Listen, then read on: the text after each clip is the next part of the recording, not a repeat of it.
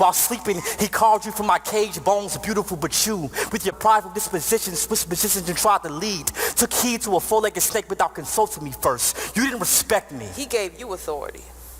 He made you the head of us, but you became neck. I can still see the apple stuck in your throat. Adam, swallow your pride.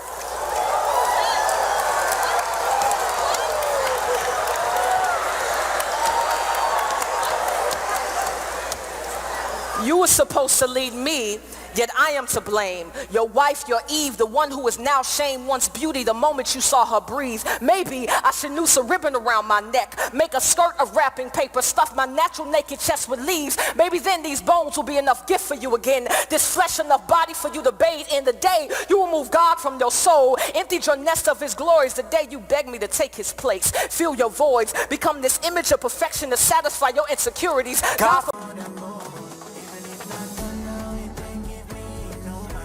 Okay, so yes, I'm back again.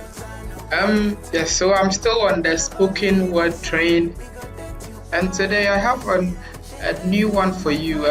This is actually the first one that it's. Let me say that this is the spoken word that actually made me fall in love with spoken word.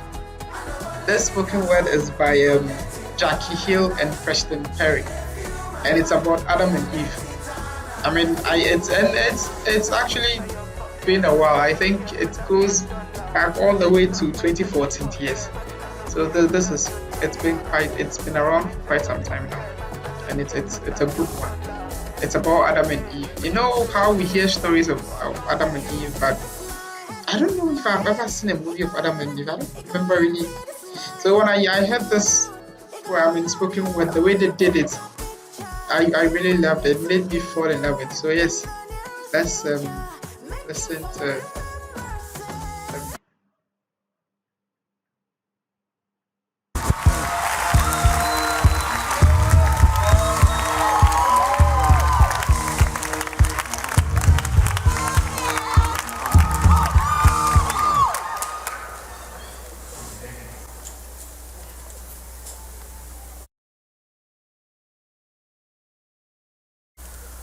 So I guess it was convenient for you to turn your back on the woman who held your spine. Woman, you were brought forth from my side, created to support me like the gravity-stricken moon does the brisk breath of nightfall.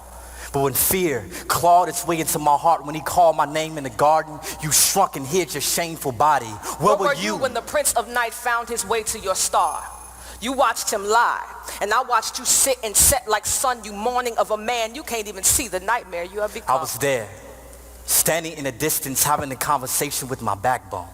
I wanted to stop you, but you let that evil reptile with eyes, slow dancing with deceit and tongue, swift as breeze, woo you dumb to think we could be wise as the God who thought the galaxies into existence. Adam, I thought he was my friend, letting me in on secrets God Pinky promised the leaves not to tell. He pointed me to the tree, told me of what I was missing, and as my faith in his lies led me to stare, I watched death become gorgeous. But God is beautiful. Adam, my tongue became sight. The fruit looked too good not to Taste and see that God is good. God is thief. He kept us from the one thing he knew would turn our minds deity. No, God is wise. Eve, can't you see?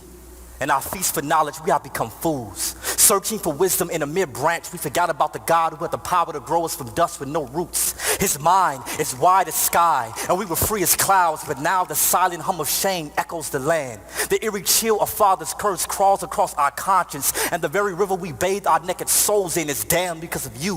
What have you done? Do not blame me for murder and name yourself victim as if we are not both ghosts with skin. You left me for dead. Did you forget the sixth day when God made you from dust? But he made you from me for me. While sleeping, he called you from my cage, bones beautiful but you. With your prideful disposition, switched positions and tried to lead. Took heed to a four-legged snake without consulting me first. You didn't respect me. He gave you authority. He made you the head of us, but you became neck. I can still see the apple stuck in your throat. Adam, swallow your pride.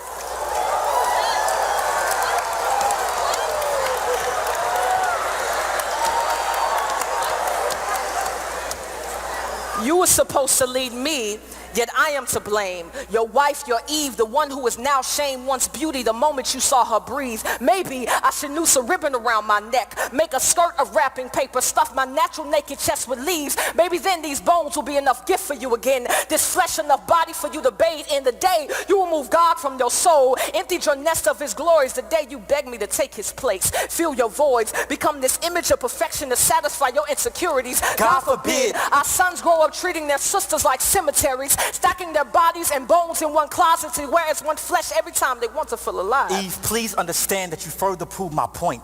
That prideful organ brewing beneath your breast beats with no submission for your husband. And for this, your future daughters would not be quiet, gentle, but some would be loud as nagging crows scavenging on the dead earlobes of men. Their bodies, sculpted for God's glory, will become lures enticing our sons to sin, and they will. These women, your offspring, will hand their souls over to men who are not their God. They will kneel for value at the altar of man's approval, but that worship would not make them whole nor holy. Do you see what you've done? You made this about you by blaming me. We are both sin wrapped in flesh, both broken creations, stained glass windows with no shine, no sun, no light. We are both dark, imperfect, lost. We are fallen.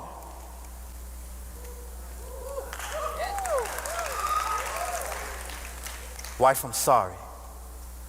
Have you any idea how shameful my insides scream for not protecting the only woman I've ever known and loved from the sting of death? I feel like a lonely grave, wallowing in a walking coffin of a body, waiting for a voice louder than my fears to resurrect the scared corpse of a man I buried 6 feet under guilt. But believe me when I tell you, you are still the woman my vision sung to when I first saw you in Eden, Eve, even if God chose to separate us for 1,000 years for what we have done. I'll write you every day faithful, and my letters will literally litter the land with love, my lady. But excuse me, if the blood on my hands still drips thick with condemnation, I can only pray that this venom doesn't poison our unborn son, Cain.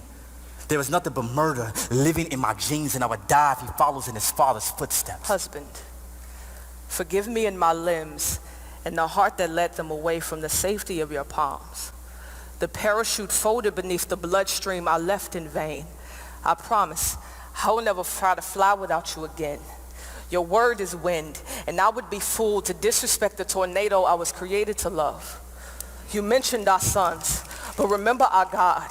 Remember what he told devil as he cursed serpent. He spoke of my womb, and from it a seed will come. The devil will strike his heel, but our seed will crush his head. Yes, we are dying, but one day we may rise from the dead. We are not hopeless. Mercy has its sights set on the sinners, and its source is our God. He will rescue us out of the sea of sin. Like hands beneath a drowning soul, a rainbow before the lightning bolt speaks, he reigns. When the clouds crack their shell, our God will appear and show us his yoke is easy. A light too mighty for anything pitch black to trap our backs back behind that cage we crave. The way of escape is near if we wait with hope, nailed to our faith. The truth cross-stitched to our burdened bodies. The life stretching like the arms of an horizon, rising for all to see. The sun still lives. Eve, forgive me. Adam, forgive me.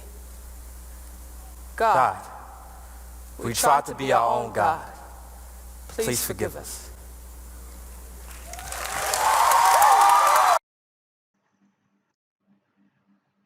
Okay, so yes, that was Adam and Eve by Jackson Hill and Preston Perry. One of the first spoken word I heard, and I fell in love with it. So yes, go check it out. And yes, I almost forgot. Please subscribe and hit the like button. That thing with the thumb, hit it, and then subscribe to the channel. And then you can share this. You can download or share this video too. Yes.